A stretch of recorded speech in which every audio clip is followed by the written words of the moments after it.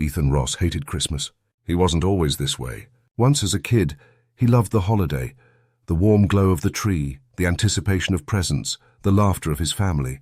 But years of stress, failure and disappointment had eroded any sense of magic the season once held. Now Ethan was just another overworked, underpaid, mid-level manager, trudging through the monotony of life. This particular December morning began like any other. Grey skies, icy sidewalks, and a coffee-stained shirt that no amount of scrubbing could fix. Ethan sat at his cluttered desk in the office, watching his inbox fill with pointless emails from co-workers he barely tolerated. Then it arrived. The subject line was odd enough to catch his attention. Urgent. Naughty list confirmation. Ethan clicked it, thinking it might be spam.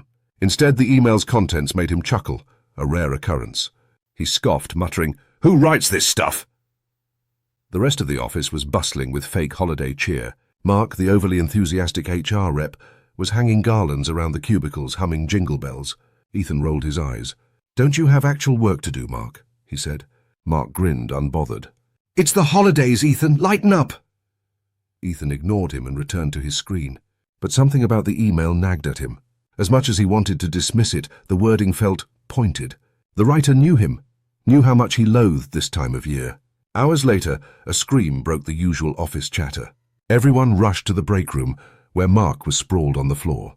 His head was bleeding, and his body lay awkwardly twisted beneath the office Christmas tree. Apparently, while adjusting the lights, the tree had fallen, impaling him with one of its sharp, decorative branches. The paramedics called it a freak accident. Ethan felt an unease settle over him. That email? No. It was ridiculous to think there was any connection. But when he returned to his desk, the email was waiting for him again, unread, as if it had just been sent. This time, there was a new message appended below the original. Ethan stared at the screen, his pulse quickening. He didn't understand what he was reading. Correction countdown? It had to be some sort of prank. But as the day wore on, unease grew into dread. The following morning, another email arrived. The next accident happened 2 days later. Beth, the office secretary, was decorating the staircase with Christmas tinsel. Ethan passed her on his way to a meeting. "Don't overdo it," he said sarcastically, glancing at the ridiculous amount of glittery ribbon she'd draped across the railing. Beth laughed, waving him off. 15 minutes later, she tripped. The tinsel had come loose, tangling around her legs as she fell down the staircase.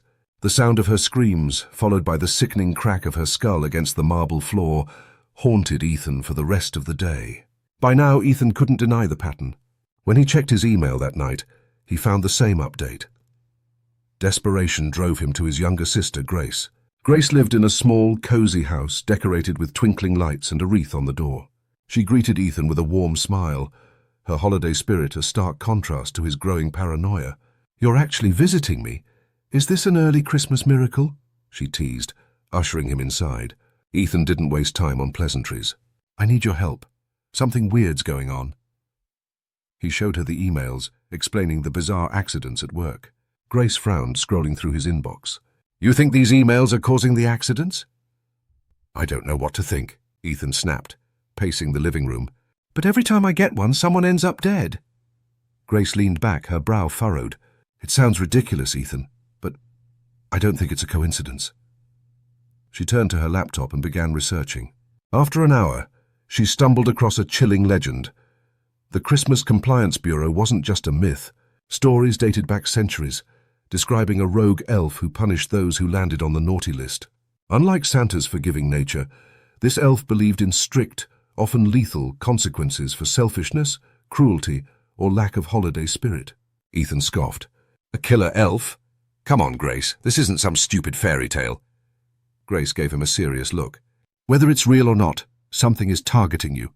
If the legend's true, the only way to break the cycle is to redeem yourself." "Redeem myself how?" "By showing genuine holiday spirit, acts of kindness, generosity, maybe even apologizing to the people you've hurt." Ethan groaned. "This is insane." But as the countdown in his emails ticked closer to 0, he couldn't ignore the truth. If he didn't change, he might not live to see Christmas Day. Ethan had never been a believer in legends, spirits, or supernatural punishments. But staring at the latest email from the Christmas Compliance Bureau, he couldn't shake the creeping dread coiling in his stomach.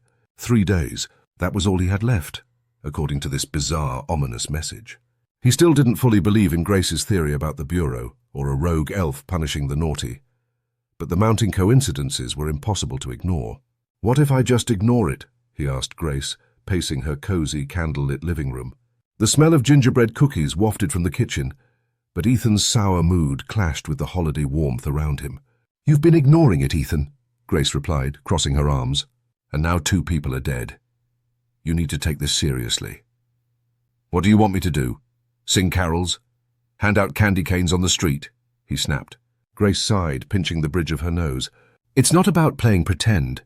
You have to genuinely change. This thing, whatever it is, knows when you're faking it. Start by doing something good. Make amends with someone. Be generous, even if it's uncomfortable." Ethan groaned, flopping onto the couch. "Fine, I'll try. But don't expect me to start prancing around like Buddy the Elf." The next day at the office, Ethan made his first attempt at redemption. He approached Lisa, one of the junior employees he'd snapped at during a meeting last week. She was hunched over her desk, furiously typing up a report. "Hey, Lisa," Ethan said awkwardly. She glanced up, surprised. Hi, Mr. Ross." He cleared his throat. "Look, I know I was a bit harsh during the meeting last week. I shouldn't have dismissed your idea like that. It was good, and I'm sorry if I made you feel undervalued." Lisa blinked, her expression softening. "Wow. Thank you. That actually means a lot." Ethan felt a flicker of something unexpected. Relief? Satisfaction? He gave her a stiff nod and walked away, mentally checking apology off his list. But as the day wore on, his unease returned. No new email appeared.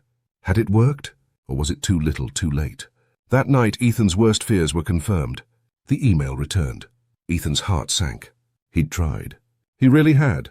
But the Bureau, or whatever was behind this, saw through him. It knew his apology wasn't genuine, just a box he'd ticked to avoid further consequences. Grace didn't say, "I told you so," when Ethan showed her the email. She simply shook her head.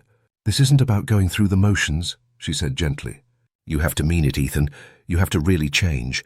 "Change what?" he snapped. "I can't magically become some holly-jolly saint overnight." "No one's asking you to," she replied. "But you can start by letting go of some of that bitterness. Do something meaningful. Not because you have to, but because you want to. Find someone who needs help and actually care." Her words struck a nerve. Deep down, Ethan knew Grace was right. He'd spent years building walls around himself, shutting out anything that might make him vulnerable. The truth was, he didn't hate Christmas. He hated the disappointment that always seemed to come with it. The next morning, Ethan decided to try again. This time, he would do something bigger. He remembered hearing about a struggling single mother in the office, Jenna, from accounting. Her son had been sick for weeks, and she'd missed so much work that she could barely afford rent, let alone gifts. Ethan didn't know her well, but he approached her during lunch. "Hey, Jenna," he said, sitting across from her in the break room. She looked exhausted, dark circles under her eyes. "Hi, Mr. Ross," she said warily. "I heard about what you're going through," he began, his voice softer than usual. "I just wanted to say I'm sorry. That can't be easy." She blinked, surprised. "Thank you, it's been hard," Ethan hesitated. Grace's voice echoed in his mind. "Do something meaningful." "Look, I don't know if this will help," he said, pulling an envelope from his pocket, "but I want you to have this." Jenna opened it cautiously, her eyes widening when she saw the stack of bills inside. "Mr. Ross, I can't—" "Yes, you can," Ethan interrupted. "Consider it an early Christmas bonus." Tears welled in her eyes. "I don't know how to thank you." "You don't have to. Just take care of your son." For the first time in years, Ethan felt lighter. He didn't even care if the Bureau was watching. For once, he'd done something good without expecting anything in return. That night, he opened his email with cautious hope. Relief flooded through him. Maybe he was finally on the right track. But the next message wiped the smile from his face. Ethan stared at the email, his breath catching in his throat. The words echoed in his mind, heavy with finality. He'd tried everything, or so he thought. He'd apologized, he'd given generously, but it wasn't enough. What more could the Christmas Compliance Bureau possibly want from him? Grace's voice cut through his spiraling thoughts. "Ethan, you can still fix this. It's not too late." "I've done everything you told me to," he snapped, pacing her living room like a caged animal. "I apologized. I gave money. What else am I supposed to do?" Grace stepped in front of him, her calm gaze steady. This isn't just about fixing what's wrong on the surface. There's something deeper, something you're holding on to, and it's eating you alive. Until you let go of it, you're still on the naughty list. What are you talking about? You know what I mean, she said softly. You're angry. You've been angry for years, and you don't let anyone in, not even me. Ethan opened his mouth to argue, but the words wouldn't come. She was right, and he knew it. But how could he fix that? How could he undo years of resentment and bitterness in a single day? That night, Ethan lay awake in the guest room at Grace's house, staring at the ceiling. The room was decorated with soft, glowing fairy lights and smelled faintly of cinnamon. He should have felt comforted, but all he felt was dread. The faint sound of bells reached his ears. At first he thought it was a distant caroller or a neighbour's decoration in the wind, but the jingling grew louder, closer. He sat up, his heart pounding. The room had grown colder, and his breath fogged in the air. Shadows danced on the walls, their shapes flickering unnaturally. Then he saw it. A figure stood in the doorway, a hunched, twisted silhouette with glowing red eyes and long, clawed fingers. Its face was obscured beneath a tattered hood, but the jingling bells attached to its belt made its presence unmistakable. It was one of them. The Christmas Compliance Bureau had come. Ethan bolted upright, stumbling back against the wall. "Stay away from me!" he shouted, but the figure didn't flinch. It stepped into the room, its clawed hands reaching out, and whispered in a voice like crunching snow, "Judgment." "Wait!" Grace's voice cut through the air, and the figure froze. She stood in the hallway, her face pale but determined. "He's not finished yet."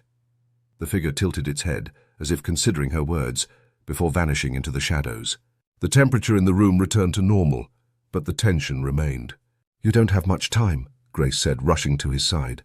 "Whatever it is you're holding back, you have to face it. Now." Ethan's mind raced. What was Grace talking about? What was he holding back? And then it hit him. It wasn't Christmas he hated. It was the memories tied to it.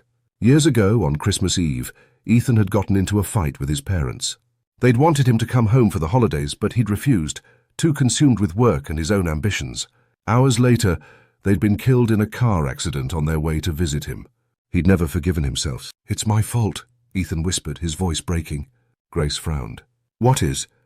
"They died because of me," he said, tears welling in his eyes.